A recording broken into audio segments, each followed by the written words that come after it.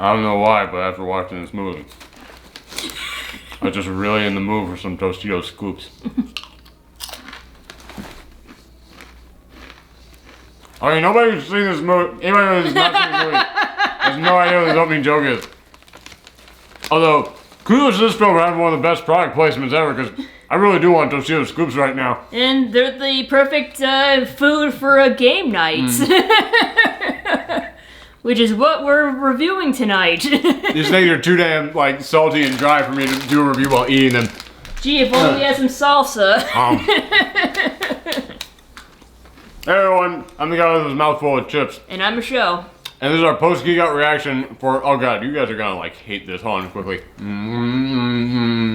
We'll fast forward through this. Okay.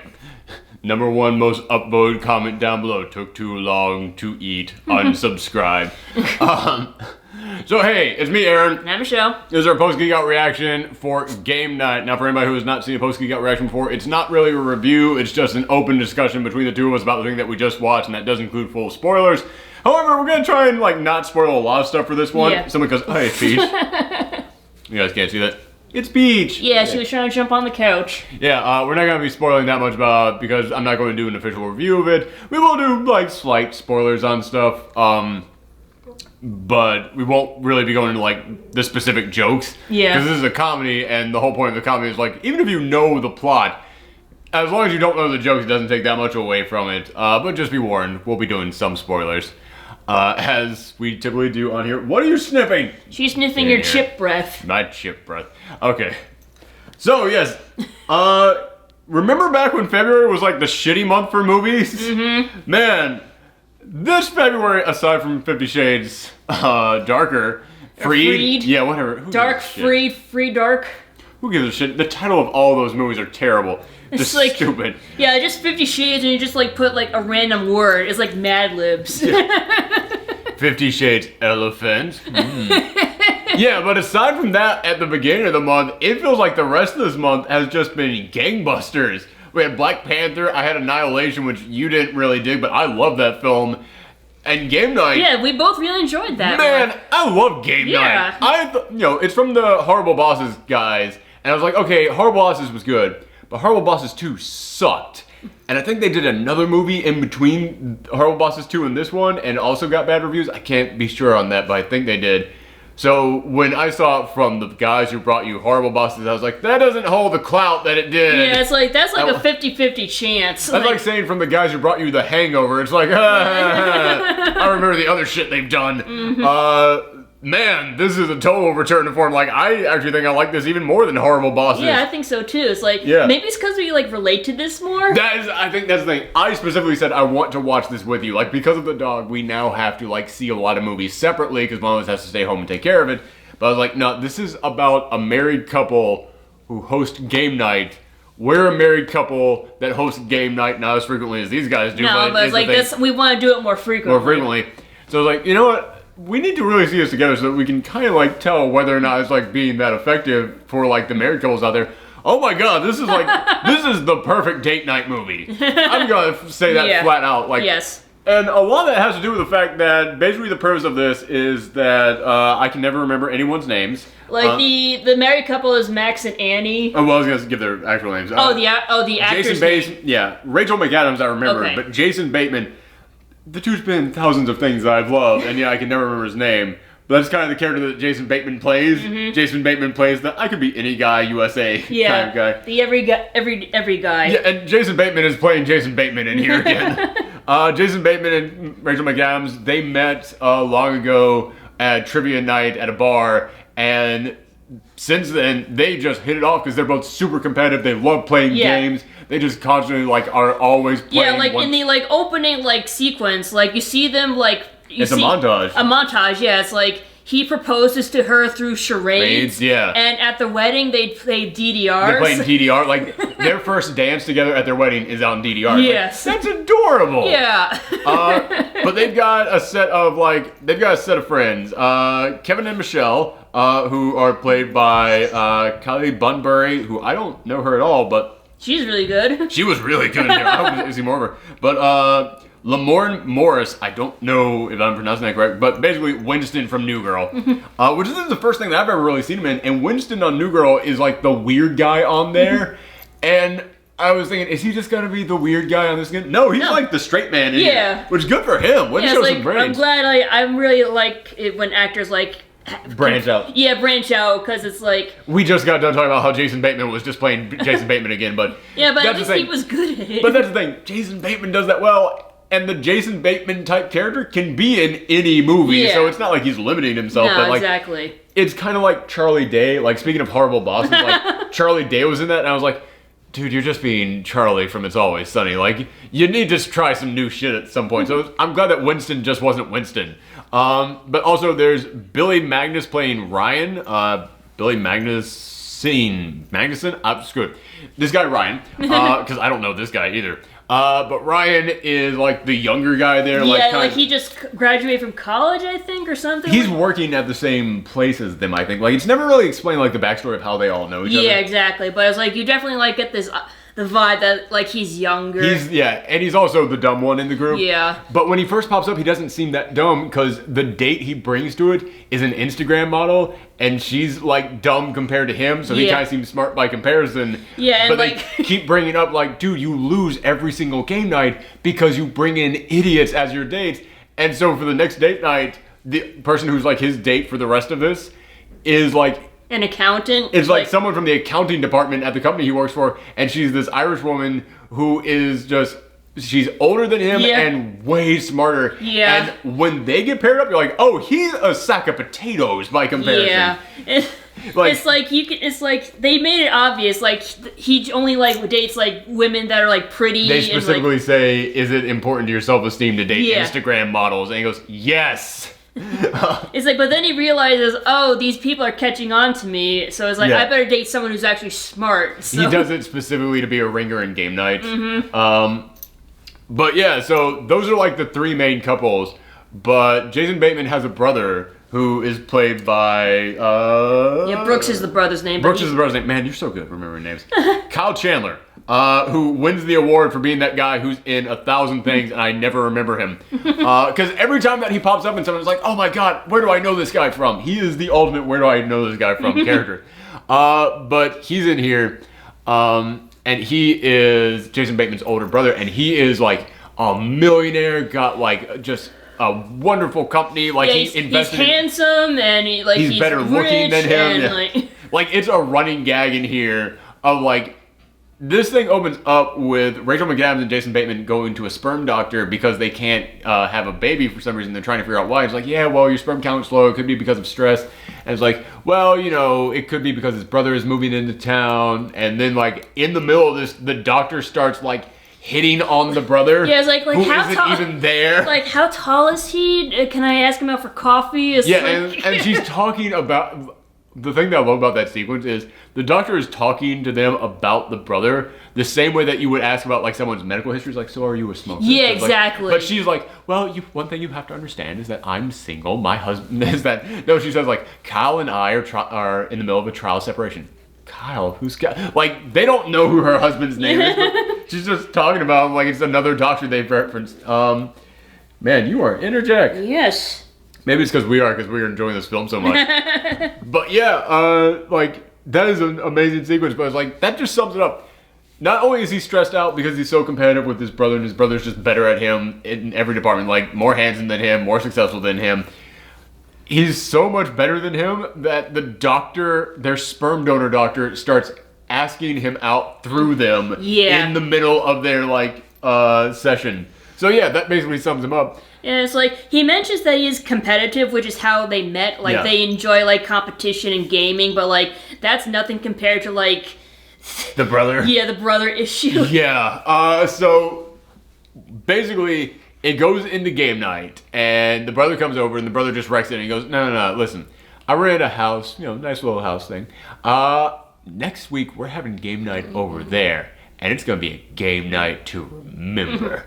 And one thing that we have not brought up yet is that there's a next door neighbor. Oh, yes. That's the other character in here. These are like all the recurring characters in here. The next door neighbor, plays a huge role. Man, she's getting frisky. Yeah, she's trying to bite my face. All right. You just sit over there. And chill out. All right. So, the next door neighbor is a cop, and the next door neighbor is basically the Slender Man. Yeah. Like there's a legit moment that he does not look like him, but he acts like the Slender Man. Yeah, like they come out of the car and he's just standing there at his door and is like, he's like checking the mail and like, well, you know, I thought he had come already, but there's nothing there, so guess I'll just check, but then I'm just disappointed again by the lack of mail. Like, and it's like the most awkward conversations, and it's revealed that they were friends with his ex-wife, but they broke up and she moved away. Yeah. And now he keeps asking, so are you doing another game night? And it's like, no, we're not doing that. Yeah, and it's like, it turns out he's like really bad at game night. He's terrible at, yeah, and like the only reason why they ever invited him in the first place was because like they were friends with his the wife, and she moved away, but he's still living next door. Yeah. Yeah, so it's a very awkward situation for them. But yeah, he is just always standing there, like, holding his little... what type of dog is it? Oh, Westie. Yeah, he has a little white Westie. Yeah, well, all Westies are white, but... Just always standing there like this. Mm. Like, never moving, like I said, he's like the Slender Man, because there is a moment in which Jason Bateman comes out of the house to make sure he's not there. He's like, okay, good.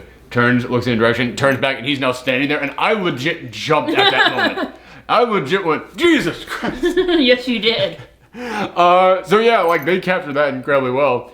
But they all end up going over to the brother's house, and the brother has basically a freaking mansion. Yeah, stays in. He rented a mansion. That just shows you like how frivolously rich he is. Frivolously rich. Frivolously. Yes. So they go over to the brother's place, and he says, "Yeah, we're not playing any of those pansy-ass board games. I rented this company to do a murder mystery. Someone's gonna come and they're going to kidnap one of us. Not gonna say which one of us it is, and then the rest of us will have to figure out where they are, and the first person to win gets my car." And it's the car that Jason Bateman always dreamed of having when he was a kid.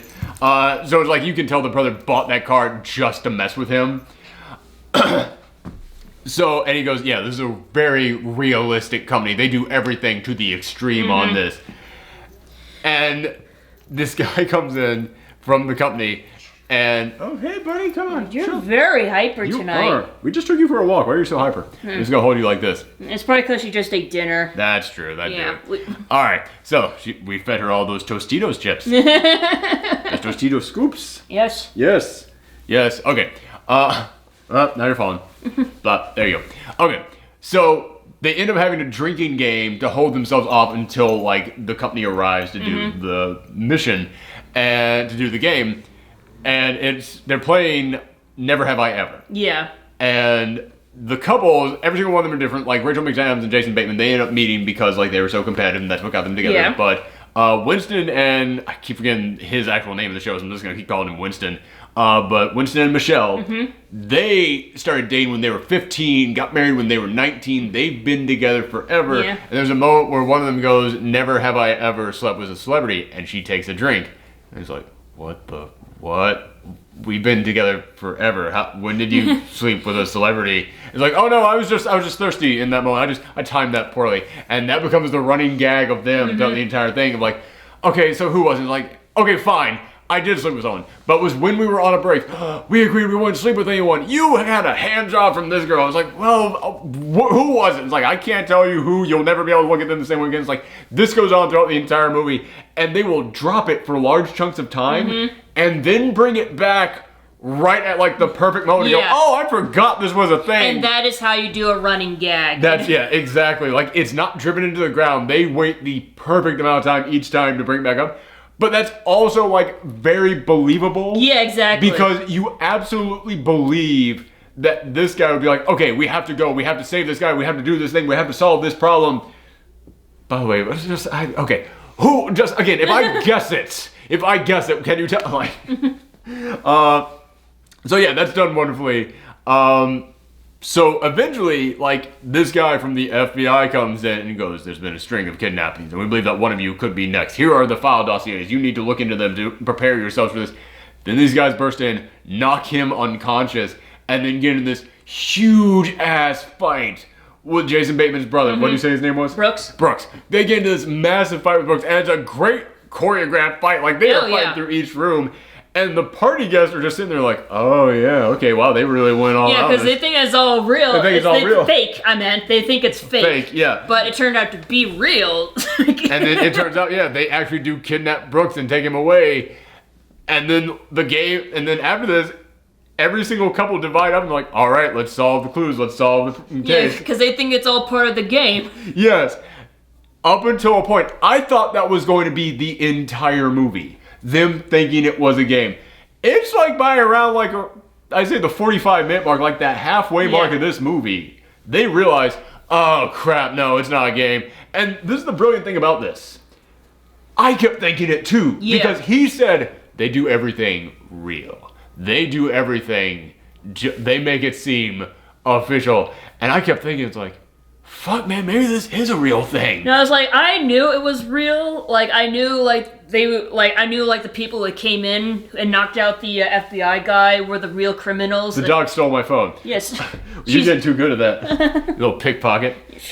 It's like, I knew the guys who knocked out the FBI person were the real criminals because, like you said, that fight scene was, like, really over the top. Well, that's the thing. That's what made me think maybe this is, like, because they were like, yeah, we do it real. And, like, I thought they were trying to trick the audience into thinking, oh, this is actually real, it's not fake. And then at the end it goes like, I told you they do it real. But so you were basically like everyone else at the party. I was going back and forth constantly throughout this thing, because there comes a moment in here, okay, we're going to go into a little bit of spoiler here. The moment when I finally thought, okay, this is actually real. Because I didn't think it was all fake. I thought it could be real, it could be fake. Oh, so you were still deciding? I was going back and forth constantly throughout this because I thought they were trying to make the audience think it was real, only to at the end go, aha, it was all fake, I told you guys. When Jason Bateman gets shot, that's the moment in which I went, oh fuck, yeah, no question at all on this one. And he gets shot, and then they retrieve the brother, and they find out from the brother, it's like, okay, I don't run a company, I didn't invest in Panera Bread like I told you guys. I'm a drug smuggler, and I owe millions of dollars to this guy because I promised I would sell him this Fabergé egg, but then I ended up selling it to this other guy who promised to pay me twice as much, and now he's going to kill me if I don't get it back to him. And again, I was still like, there was a tiny voice in the back of my head that's like, this could all still be fake. But like the fact that Jason Bateman was actually shot made me like wonder, like, okay, I don't know what's going on. And sorry for kind of spoiling that gag, but we do have to bring that up because the best thing about this movie to me is that every single couple has such believable chemistry. Oh, absolutely. Absolutely. Like the least chemistry that any group has is the like young dumb guy and the Irish woman. But that's because they literally just met. They know each other at work just like in passing. Yeah. But like you do kind of get that sense that that's what their connection is. Like she hates how stupid this guy is, but she's like, well, fuck it, I'm invested in this thing now, so I'll just keep tagging along. And at the same time, he is a hunky hot guy, so she kind of is still like. Eventually, when he realizes, like, wait, did you think this was an actual date? She's like, no, why are you wearing lipstick? No. And it's like, oh, you feel so bad for her. But the little exchange they have between them in which he's like, you're wearing lipstick. No, I'm not. Yeah, it is. Come on, I'm going to test this. Like, it was like very believable interactions between them. But the best are definitely from Michelle and Winston. Again, I'm sorry, I'm just going in Winston. The relationship between them. Yeah, man, like I said, the fact, how he keeps bringing this up of like, who did you sleep with? Man, that was so believable. Like, it was the perfect amount of time in there. And it's not like that became his only mission. Like, no, he was like, no, we have to save Brooke. We have to get Brooke back from here. It's like he knew he had to, like, save Brooke, but at the same time, that was, like, still in the back of his head. He's like, that's really bothering him. That question is not going to go away from a married man's mind. He's not going to, like, forget that. So it's like, I love that he would always wait just when it started to cool down enough. Like, okay, no, I'm seriously, what? I really liked Max and Annie because they're the best. They reminded me so much of us. Like, if we were in that situation, we would be just like them. We were, man, again, this is why I wanted to watch it with you, because I was like, that's us. And we're not that couple that watches any couple and thing and goes, oh, that's so like us. Aw, no. This was us. The moment in which, after he gets shot, they're like, we can't go to the hospital because it's a gunshot wound. They'll contact the cops. If we contact the cops, they'll look into Brooks. Brooks will go to jail or he'll get killed. We can't do that. So they had to figure out how to get the bullet out of him. Mm-hmm. And so they stop at a gas station and she goes in there and she comes out with like just any supplies to go. It's like, okay, I got a knife. I got a sewing kit. Why did you get Home and Garden magazine? It's like, oh, there's a corn chowder recipe in there. You like corn chowder? It's like, oh yeah, I do like corn chowder. I was like, oh my God, it's totally us. But the way that like, she's like, okay, I had to look up how to remove a bullet wound on an alt-right website. So I'm going to avoid all the racist stuff. Which, man, way to be timely with that joke. So she was looking it up and like she was like, okay, we're gonna do this. Oh, and I got you a squeaky toy too. I was like, oh, okay, great. Hopefully I don't need that. Just the interactions between them of like, and that gag goes on for like 5 minutes. But it does not like get stale. It doesn't get stale, which tends to be like a thing that happens with gags that go on for a long time. But the line-orama kind of jokes where it's like, okay, we don't really have a joke here. We're just going to improv this. I fucking hate comedy like that because it's like any line-orama I watch, it'll be funny for like the first minute and it'll go on for 3 minutes and then every like second after that it gets worse and worse and worse. Man, those drive me nuts. This one, you could tell, no, these are just long jokes these guys wrote. This is not improv these guys are doing. And if it is improv, it's damn good improv. But every single joke in here goes on so long. But I dug every minute of it. None of the jokes in here ever got stale. No. Like, I can't think of one. Like I said, them trying to take out the bullet.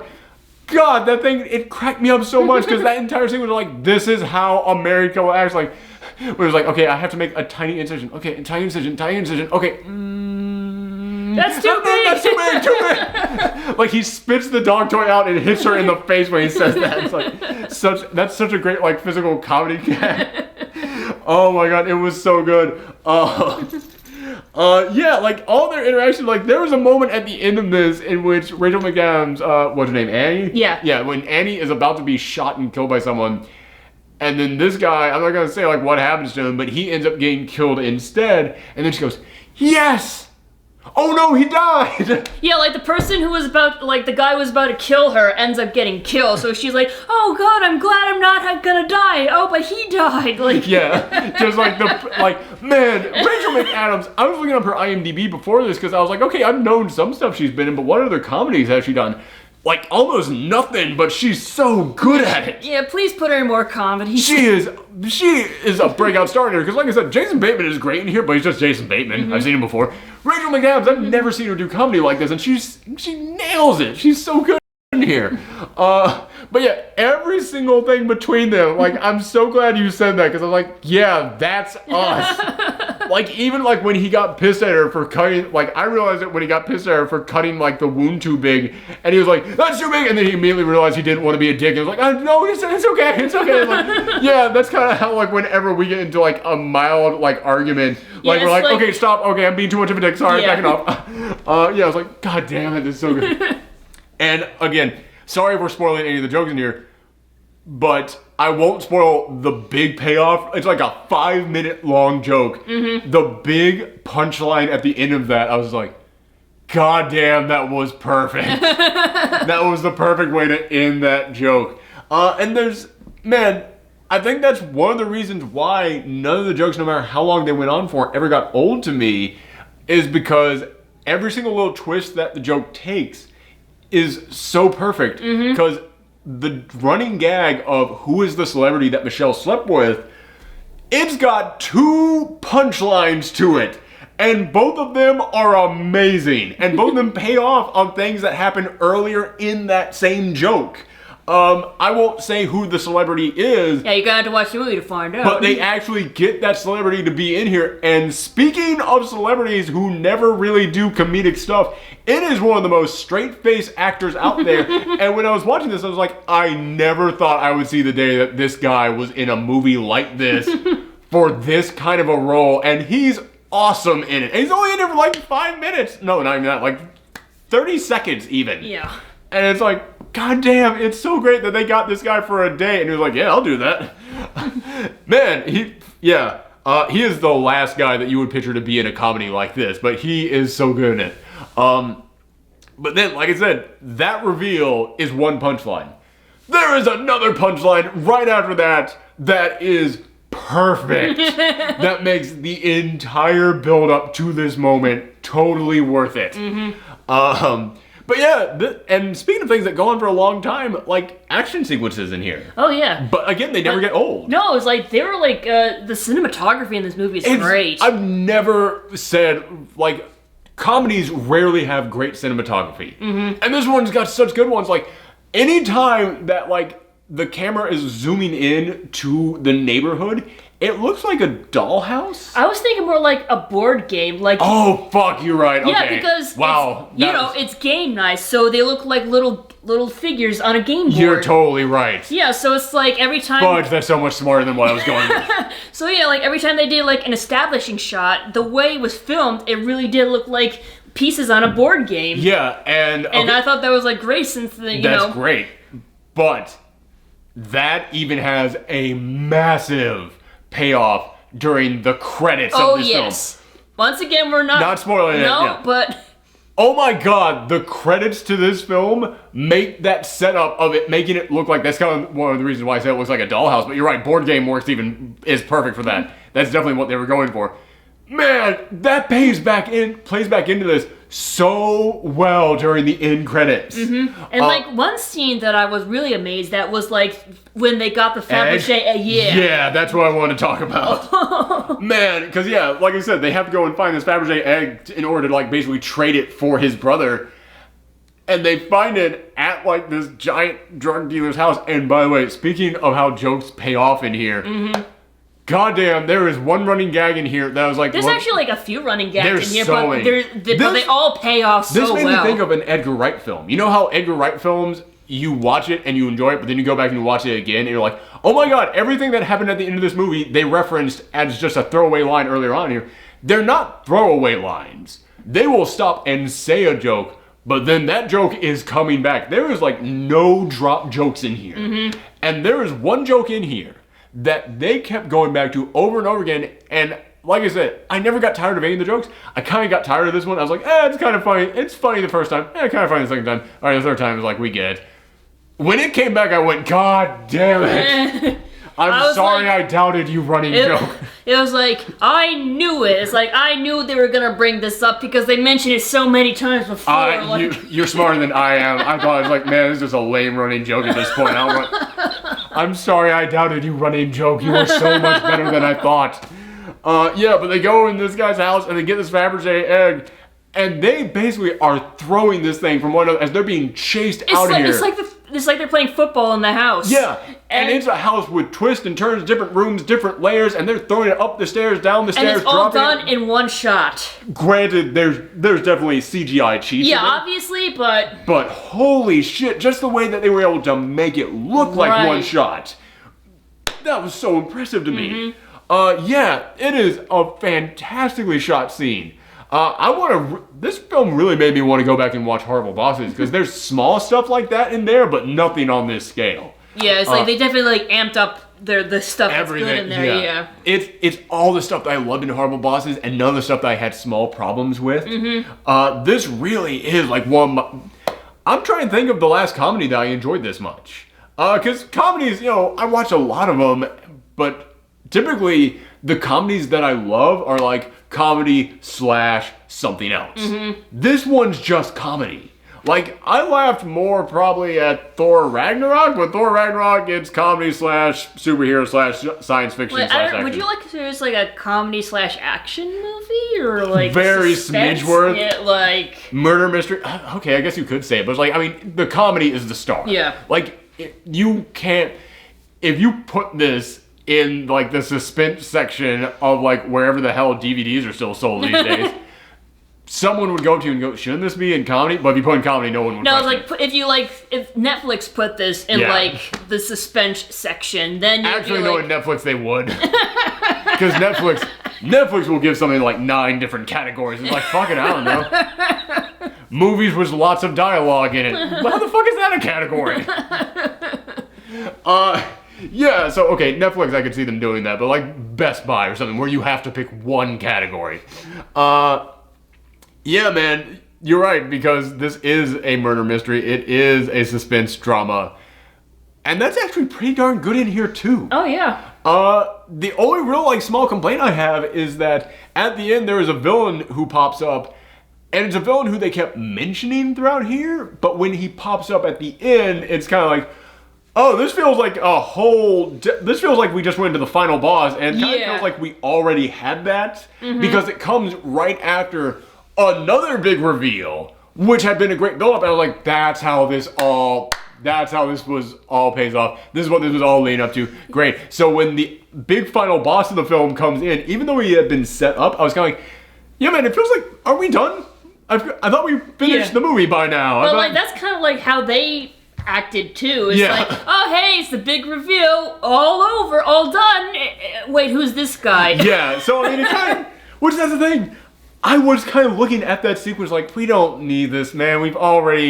You were good, and now you're gonna screw it up because we didn't need this. And then it was still so goddamn funny. Yes. Like I said, like, the stuff, goddamn. We keep talking about how they're such a great couple. After this point, it's just Rachel McAdams and Jason Bateman. And man, again, it makes you just want to watch the continuous adventures of these guys. Yeah. It makes you just want to keep seeing them. Yeah, game night series. I really want to see that. And at the end of this movie, which, again, I have to stop and remind myself, yeah, this is from the Horrible Bosses guys, and Horrible Bosses 2 sucked ass. So, maybe I don't want another one of these. Yeah, maybe, like... If they can do it again, if they can make this one, the second one as good as the first one, then awesome. But at the very, like, the last shot of the film, before you get into the ending credits, it is like, man, you could start the second film right now. Like, and I kind of want you to, because... Again, you got up to a point where I didn't want this movie to continue. I was like, no, you're done. Don't screw this up. And you made it better. Like, the end of this film is amazing. I love how this film ends. And the stuff between Jason Bateman and his brother, like, again, it's not the central focus of the movie. No, but it's good when they touch on it. Like, you do buy these guys as brothers. You do buy that. It's like, man, he was the successful one who was always a total dick, but he's still my brother and I love him and I'm not going to let him go to jail or get killed. Even though there is a moment in here where, man, even if that was my brother, like, I don't have a brother, but I have a sister.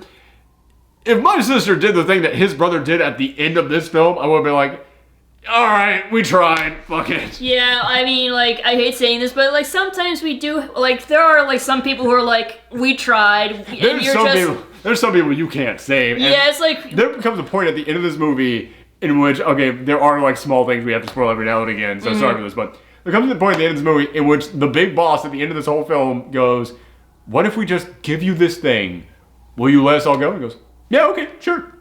And then Jason Bateman's brother, Brooke, he takes the thing, he grabs it, and he swallows it. Yeah. And he goes, don't you understand? They're just going to kill me anyways. And I'm like, I didn't get that sense from this guy. And then, like, he takes the thing, swallows it, and goes, I'm just trying to buy myself some more time. They can't kill me. And I was like, yeah, we're just going to cut your gut open. And then they take them, shoot the tires out of their cars, and then he's like, should we kill them? I was like, no, they've done nothing wrong. I was like, yeah, you fucking... It made me look at Brooke like, you dumb fuck. Like, I hate saying trust the drug lord on his word, but I got the sense he was telling the truth on that one. And then he turns around and like, no, I was telling the truth. I wasn't going to hurt you guys, but he kind of fucked up the whole deal. And it's like, man, if I was Jason Bateman at that moment, after everything we had been through up until that moment, and then my brother did that, I would be like, fuck, man, I tried. I'm sorry. Enjoy your next 5 minutes of life. You had a good run, man. Like, man, it would be tough to convince myself to keep going after him. But yeah, you buy it from Jason Bateman. Like, he sells it. Jason Bateman's character is a better person than I am, apparently. And, like, but that's the thing. That's what he brought up in the movie. It's like, you were always the better brother. That's what this was all leading up to. Yeah, it's basically, like, that's not too much of a spoiler. Because, like, you did get the sense the end of this movie was going to be the rich, successful brother basically saying, hey, man, you're the real winner of all this. Like, something like that, yeah. But yeah, there's so much stuff in here that I keep wanting to talk about. I don't want to spoil it, but there's so many things that do just come back around. And like the big moment between the brothers in which like Brooke reveals what he was planning, there is a clue that gets introduced early on, and that clue makes zero sense at the time, but when that comes back around for this moment, it's like, oh goddamn, oh man, that's so tough. I get it.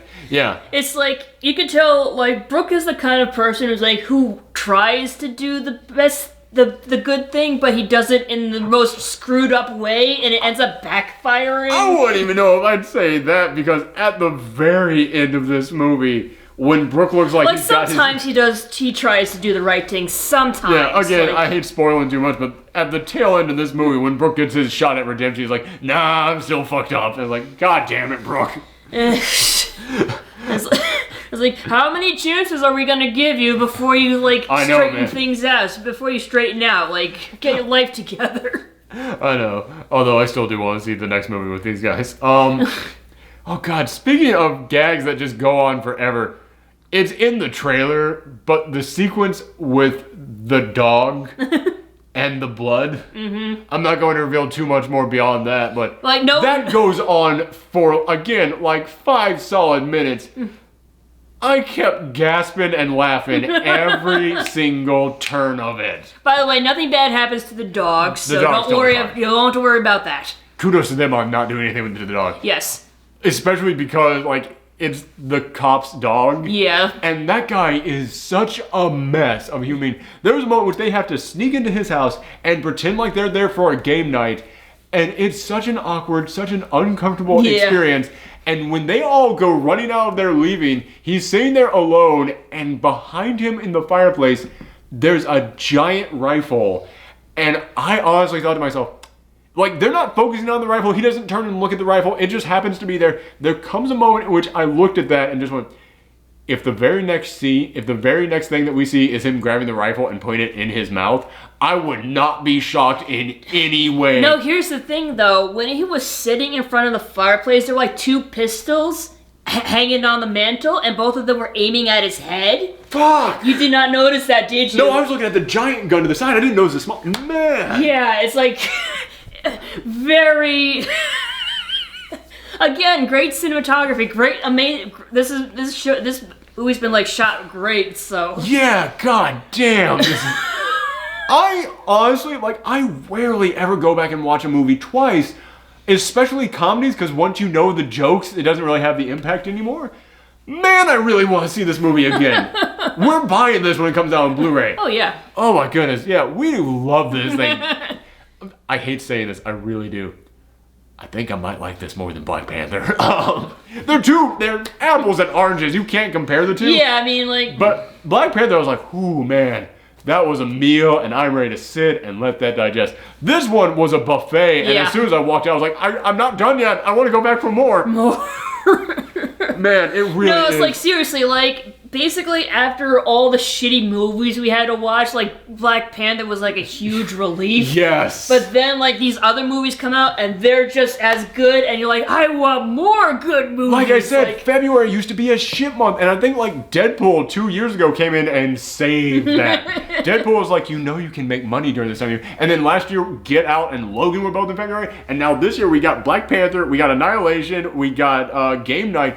Dear God, February was awesome this month. It's almost as if, like, Hollywood realizes that they can, like, put out multiple movies out throughout the whole year. It's almost like they realize people don't just have spending money at one time of the year. Although I will say, I saw 3 movies are coming out next week in March. I think all the bad movies just picked up and moved to the next month over. I am not looking forward to what I gotta review this weekend. I'm not even going to have you come along to those ones because I don't want your money. I don't want our money going towards that. I got Movie Pass, you don't. So it ain't my money going towards these films. Very well, then I'll stay home with the dog. Yeah. So anyway, maybe I'll see if I can drag one of the guys from work to that because most people at work have Movie Pass too, so... Okay, alright. Then you can, like, bring them over for the post-Geekout reaction. and then one of us gets kidnapped during the middle of the post-Geekout reaction. God damn. But yeah, again, one thing I have to bring up. Again, I said that, like, there came that moment when Jason Bateman got shot, and I was like, okay, this is definitely not part of the game. There still came a moment towards the end of this in which I was about to go, God damn, was this all still part of the game? Like, I literally, towards the end of this, it all came back around to me. Yeah, it's like, that's the thing, is like, there are like so many twists, so it's like, oh, this is part of the game. Oh wait, it's not? Oh hey, this is part of the game. Oh wait, you mean it's not? Like, there are so many twists in here that it does, like, you can't blame someone for still thinking at the tail end of this movie is going to be revealed that it's like, oh, it's still part of the game, which I won't even tell you whether or not that's what happens at the end of this. You mean, you know, considering this is a P-gore, this is like the least spoilery. This is the least spoilery because it's like, honestly, I want people to see this. Yes. I mean, I want you to see the other films, but typically when we talk about these other films, it's like, yeah, if you're watching this, you've already seen it. Yeah, it's like, if it's a bad movie, we'll spoil everything to avoid, to like spare you from all that misery and suffering. But if it's a good film, it's like, we're all celebrating it. You're seeing how much we enjoy it. This is a comedy, so a lot of people just aren't going to see it, especially knowing my audience out there, because most of the people who tune in for this stuff, they tune in for science fiction, fantasy, that stuff. Superhero movies. Superhero stuff, yeah. It's like, most people don't turn in for the comedies. So that's why I'm trying to be so spoiler-free on this. I'm just like, no, you can't spoil comedies, because then when you take a joke away, you mess everything up. I don't want to do that to you guys. I want you to see this. Trust me, this is an awesome date night movie. Yes. This really is. And it's so rare that we get one of those. Oh man, I love the hell out of this film. Yeah, I just had a blast. Like, I laughed more at this than I have in a long time. It's amazing that there have been it's February, and I've already got 3 films that easily could have gone on my best of the year list from last year. Like, Annihilation, Black Panther, and this, I'm comparing them to, like, my number 10 film from last year. I don't like them better than my number 10 film from last year. Man, this has been an awesome year so far. Anything else that you want to talk about? I don't think so. Like, anymore, and I think we'd be spoiling it. We would be getting into spoiler stuff. I'm trying to think if there was, like, any other, like... I just gotta keep saying how many things come back around on this. Like, I'm not going to spoil any more, but, like, I keep thinking of them. Yeah. And I want to talk about them. But... Alright, so yeah, that is it. Typically, on the P-Gores, like I said, we do spoilers. So if you want to see, like, spoiler talks from things, including the shitty 3 films I gotta watch this weekend, then make sure that you hit that subscribe button, and you can always follow us on Twitter and Twitch at Professor Thorgy. Thanks for tuning in, everyone. Come back next time. Bye.